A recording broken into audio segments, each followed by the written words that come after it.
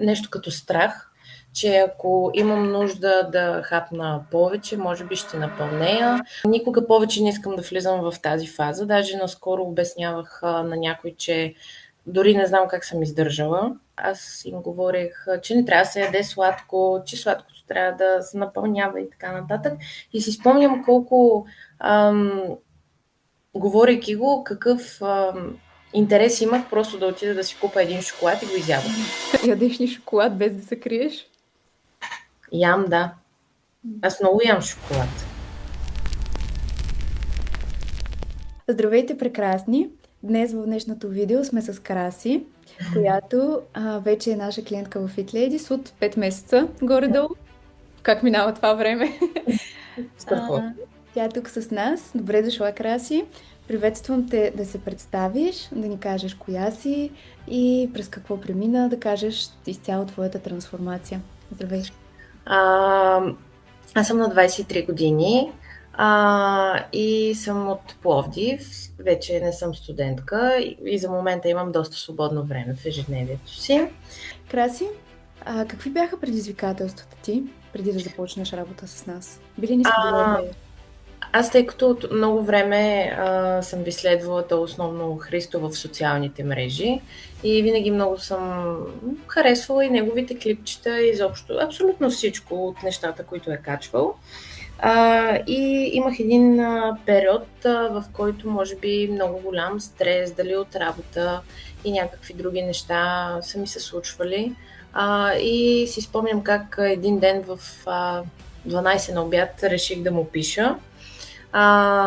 И му писах, но той пък ми отговори след 3-4 дена и аз вече бях забравила, че той съм му писала. Типично за нас.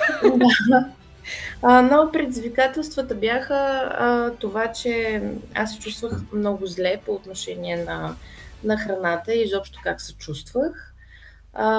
Бях покрай работата ми и забързаното ежедневие бях свалила много рязко много килограми. Около 12-15 кг бях свалила. И то за много кратък период. И бях изградила нещо като страх, че ако имам нужда да хапна повече, може би ще напълнея. Разбирам. Аз си спомням, между другото, на първия ни разговор, Краси, когато бяхме с теб, ти беше адски изморена, някак обезверена. Изморена, да. Никога повече не искам да влизам в тази фаза. Даже наскоро обяснявах на някой, че дори не знам как съм издържала.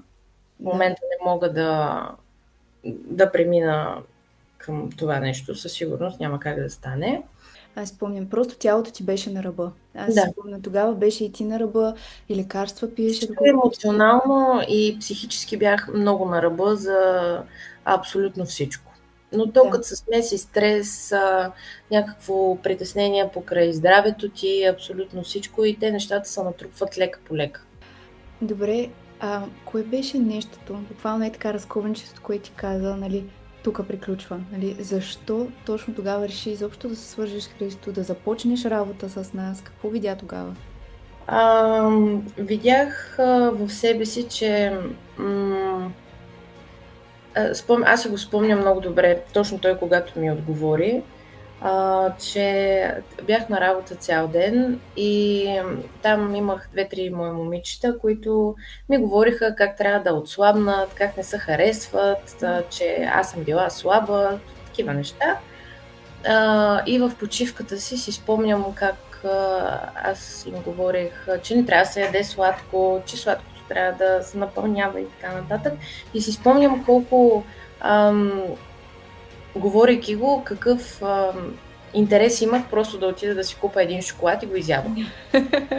Да, разбира. Да. И тогава това беше момент, в който след това видях, че Христо ми е отговорил. По време на работа с нас, кое си усети, че ти беше най-голямо предизвикателство?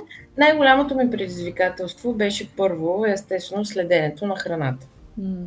Аз никога не съм, дори като дете не съм яла повече отколкото трябва, но пък никога не съм знаела, както се казва, колко енергия приемам. Това ми беше едно от предизвикателството. Другото ми предизвикателство беше със сигурност да си изграда една правилна рутина.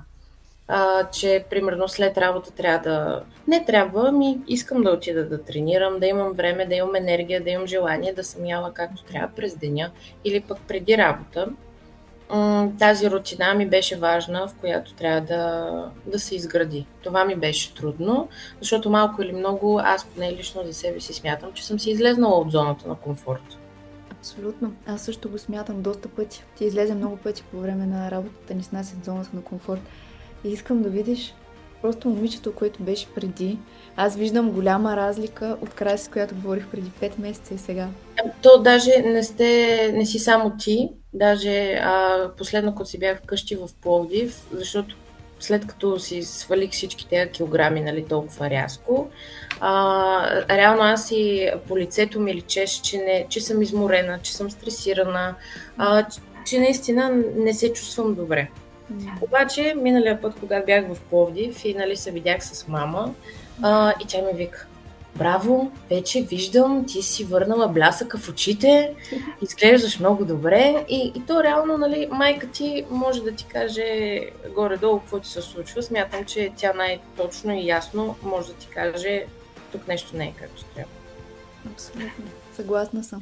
Наистина се промени. И сега, кажи ми, като си правиш една равносметка на целия процес, как сега Краси се различава от преди? Краси се различава от преди, защото не се страхува от себе си. Не се страхува от това да яде някои дни повече, да има повод, в който нали, се събират с приятели по ресторанти, рождени дни и така нататък, докато се забавлява ние в главата, утре ще съм напълняла, ще се чувствам зле и така нататък. Различавам се от това, че сега това си мисля, че баща ми винаги, когато съм била дете, ми е казвал: човек, който яде, е щастлив. И реално аз в момента така се чувствам. Да. Доволна съм, щастлива съм, не се страхувам от себе си, от тялото си, харесвам се, даже още повече, въпреки че съм повече килограми, с 3 килограма повече, които 3 килограма реално не са много. Не ти личат, изглеждаш много по-добре. Да. То точно това е, че аз и дори когато съм била повече, когато съм качила повече, когато се храних повече, пак съм изглеждала по същия начин. Да. Нали, човек, аз лично си давам равносметка, че дори понякога да ядеш повече, нищо няма да се промени за един ден. Храната и това нещо, което забелязвам при себе си, е метаболизма ми вече работи много по-добре. Преди не работи. В кое го усещаш това нещо най-много? Усещам го в съня си, в енергията си, защото аз съм имала много моменти, които след като съм спала 8-10 часа дори, се събуждам изморена. Супер изморена, с главоболие, цял ден го карам така. И това са важни неща за мен, защото в крайна сметка аз, ако не съм пълноценна за себе си, няма да бъда и пълноценна и за хората около мен. Така, абсолютно. И аз сега ми кажи, ядеш ли шоколад без да се криеш? Ям, да. Аз много ям шоколад. Много добре. И си поддържа формата. И шоколад. И миналата седмица някаква си моя много странна рецепта си измислих. Цяла седмица съм яла спагети. Като нещо хлебно. Нали? Цяла седмица спагети с панаки, с пилешко, с сметана. Много хубаво. Препоръчваме на всеки.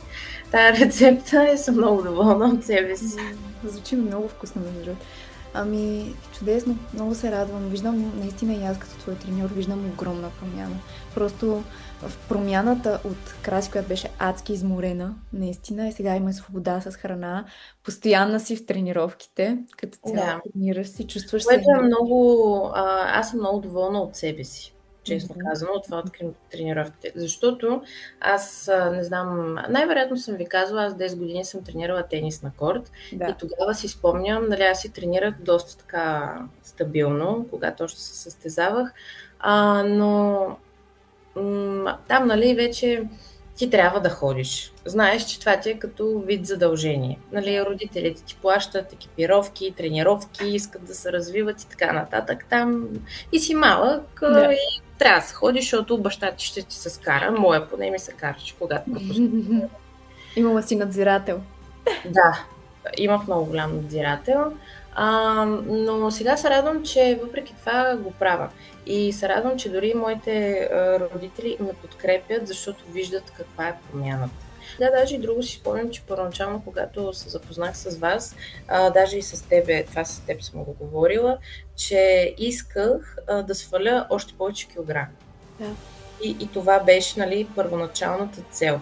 Сега вече целта ми се е променила. Целта ми е да се чувствам по-добре. Нали, естествено, това върви да изглеждам и по-добре, естествено. И просто да се чувствам приета от себе си в тялото си. Не да видя някакво на улицата супер слабо момиче и да си кажа, и аз искам да съм така, което знаем, че няма как аз да стана 40 кг. Така че просто из времето целта се промени от това да сваляш килограми, от това просто да си здрав. Можем ли да кажем, че реално целта ти се промени, защото ти видя какво е в процеса и че е много по-важно да се чувстваш добре? Да, това е много по-важно и даже и наскоро, защото моите повечето ми приятелки, близки приятелки имат дали хормонални проблеми, са качили повече килограми, което даже и най-вероятно и вие го забелязвате, че младите момичета вече масово са така. Да. И те, говорейки с мен и виждайки, примерно, че аз хода на фитнес, нали, хапвам си. Даже вчера една от моите приятелки ми вика, ти как можеш да ядеш толкова много, па да си толкова слаба? Викам така. Но пък друга моя приятелка ми каза, че вече се е вдъхновила от мен и е почнала да ходи на фитнес. И аз бях супер. Това е прекрасно. Значи си позитивно влияние. Бъди промяната, която искаш да видиш. Аз просто ги виждам, че те не се чувстват добре и, нали, минималното нещо, което мога да направя, е да им дам съвет. Това е прекрасно. Това е много хубаво. Ето, че ти наистина влияеш на хората около себе си с това, Да, даже сега се сещам, една моя приятелка миналия ден ми каза, че е свалила 3 кг, защото ме е послушала и всеки ден след работа ходи, защото тя работи хоум офис в къщи. Преди не излизаше и сега като в София е доста по-студено, то просто няма как. Но ми каза, че всяка вечер ходи да се разхожда в студентския парк, да си направи 10 000 крачки. Страхотно. И вика, аз си говоря по телефона и за 1 час ги минавам. И аз викам, да, 10 000 крачки се минават точно за 1 час. Ако вървиш малко по-бързо, деца вика, дали ще си гледам TikTok 1 час или ще говоря с майка ми, поне да съм в движение. И тя ми вика, и цяла седмица го правих, вика и пиех вода, вика и съм 3 кг по-малко. И викам, то така се страхотно.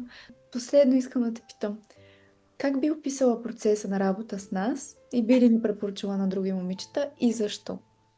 Да, със сигурност бих ви препоръчала на други момичета, защото има много голяма разлика от това да говориш.